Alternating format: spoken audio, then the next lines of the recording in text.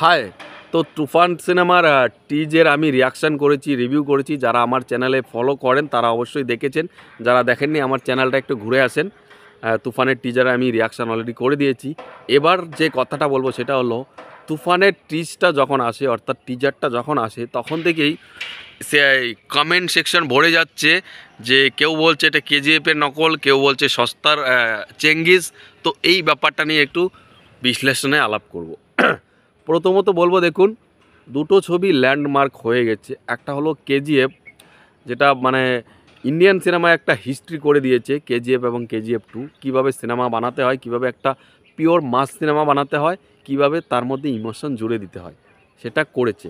তারপর চেঙ্গিস, হ্যাঁ চেঙ্গিস কিন্তু কেজিএফের তুলনায় কিছুই না, একদম জল ভাত। তারপরও ল্যান্ডমার্ক কেন?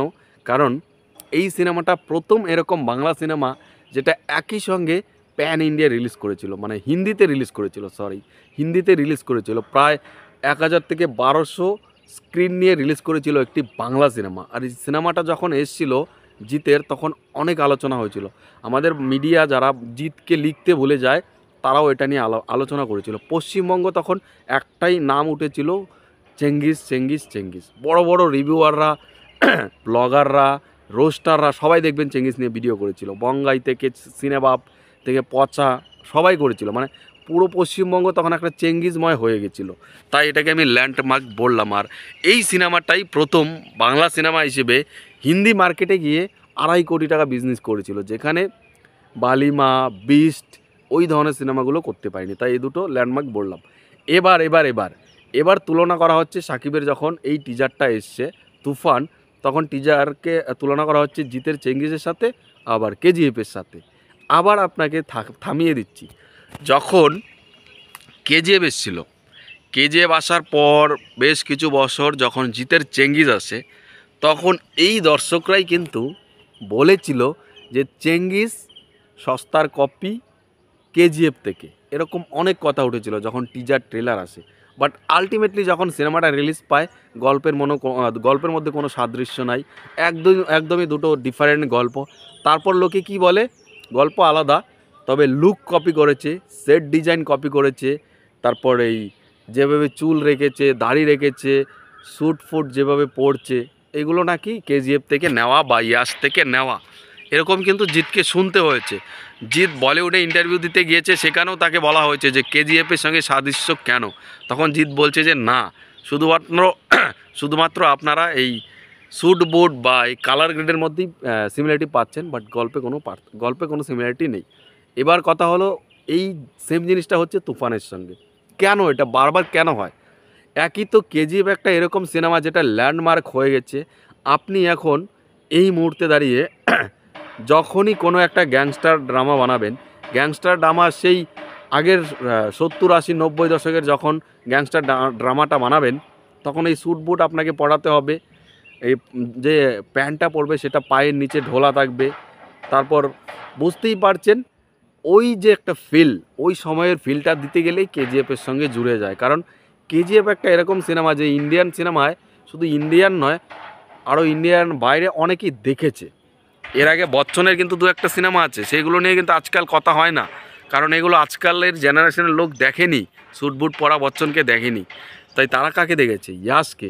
আর ইয়াসের এই যে বড় দাড়ি, এখন চুল লম্বা, বড় দাড়ি আর স্যুট বুট পরলেই, আর যদি গ্যাংস্টার ড্রামা হয় 90 দশকের যদি ছোঁয়া থাকে, তাহলে ভাই সস্তার কপি, সস্তার কেজিএফ, সস্তার অমুক, সস্তার তমুক।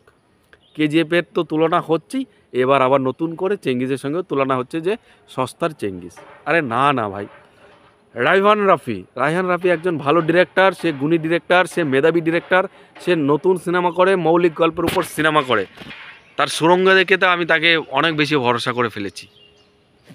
যখন একজন সুপারস্টার শাকিব খান, যখন একজন এরকম মেধাবী ডিরেক্টর একসঙ্গে কম্বিনেশন হয়, পাশাপাশি আলফাই, চরকি, এইচবিএফ, এত বড় কিছু একসঙ্গে হয়, তখন কি ভাই কেউ চুরি করে সিনেমা করবে? আপনি ভাবুন। আর সাকিব যে সোয়াগটা এখানে দেখিয়েছে, সেটা প্রেজেন্ট করেছে রায়হান রাফি, বের করেছে। তাই এটা কিন্তু কেজিএফ বা এই চেঙ্গিসের সঙ্গে তুলনা করে লাভ নেই।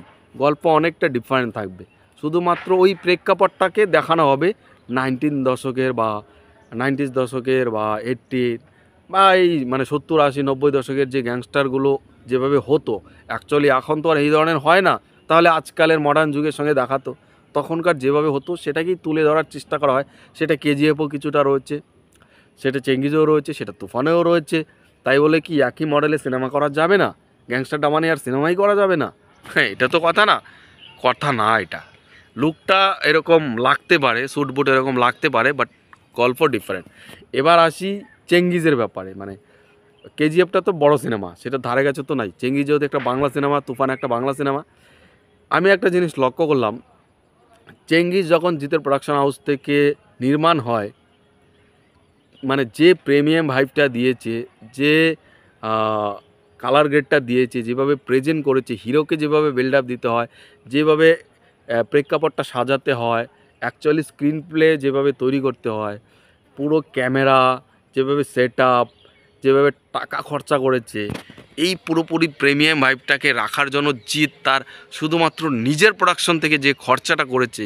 অপরদিকে আপনারা তুফানে দেখেন সেম ভাইব রয়েছে, আমি কোনো অংশে তুফানকে কম বলবো না। সেম ভাইব রয়েছে, সেম প্রেক্ষাপট রয়েছে, কালার গেটটাও সেম রয়েছে, কিন্তু ওখানে 4-4টে প্রোডাকশন হাউস রয়েছে। তা ভাবুন, এই 4টা প্রোডাকশন মিলে এত বড় একটা সিনেমা বানাচ্ছে, আর জিৎ সেটা একাই করেছে। মানে ভাবুন জিৎ কত টাকা খরচা করে সিনেমা বানায়। আমি এখানে জিৎ বা সাকিবকে বড় ছোট করছি না। সাকিব তো এখানে হিরো হিসেবে কাজ করছে। সে যত বেশি টাকা পাবে তার তত স্কেল বাড়বে, তার তত এনার্জি বাড়বে, তত জিনিসটা প্রোডাক্টটা ভালো হবে, ঠিক আছে। আর জিৎ নিজের প্রোডাকশন থেকে এই খরচাটা করেছে। ভাবুন, জিৎ খরচা করতে কোনো দিন ভয় পায় না। সে যেভাবে চেঙ্গিসটাকে করেছে, সত্যি বাংলা সিনেমা গর্ব হয়।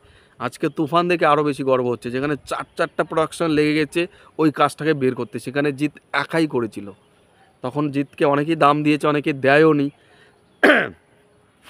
তো বুঝছেন কত টাকা খরচা করলে এই ধরনের একটা প্রোডাক্ট আসে। আজকে এসবিএফের মতো বড় প্রোডাকশন গিয়ে সাকিবের সঙ্গে সিনেমা করছে। যাই হোক, আলটিমেটলি কিন্তু তুফানের টিজারটা কিন্তু তুফানেই বইয়ে দিয়েছে, এটা মানতে হবে। সমস্ত জায়গায় লিখালিখি চলছে। আর এই যে নকলের অভিযোগগুলো তুলছে যারা, এগুলো কিছু ফ্যান ব্যাচ রয়েছে, অমুকের ফ্যান তমুকের ফ্যান, যার সিনেমায় আসবে তখনই একটা এরকম এলিগেশন লাগিয়ে দেবে যেন ওটার একটু নেগেটিভিটি ছড়ে। আলটিমেটলি দিন শেষে ভালো গল্প, ভালো সিনেমাকে কেউ আটকাতে পারে না। তুফান কুরবানি ঈদে আসছে, বাংলাদেশে তো একটাই রব হবে, তুফান, আর সেটা ভালো করেই জানা। আর সাকিব মানে জাস্ট চুটকি, চুটকিতে 10 কোটি টাকা চলে আসে। আর যখন এত ভালো একটা প্রোডাক্ট দিচ্ছে, যখন রাইহান রাফি রয়েছে, এসবিএফ রয়েছে, চরকি রয়েছে, আলফাই রয়েছে, চঞ্চল চৌধুরী রয়েছে, তখন কালেকশনটা কত দেবে? পশ্চিমবঙ্গের কথা ছেড়ে দিন, এখানে যে খুব বেশি কালেকশন হবে তা না, বাংলাদেশে কাঁপিয়ে দেবে। যাই হোক, আপনাদের কী মনে হয় কত কালেকশন করতে পারে কমেন্টে জানান। টাটা।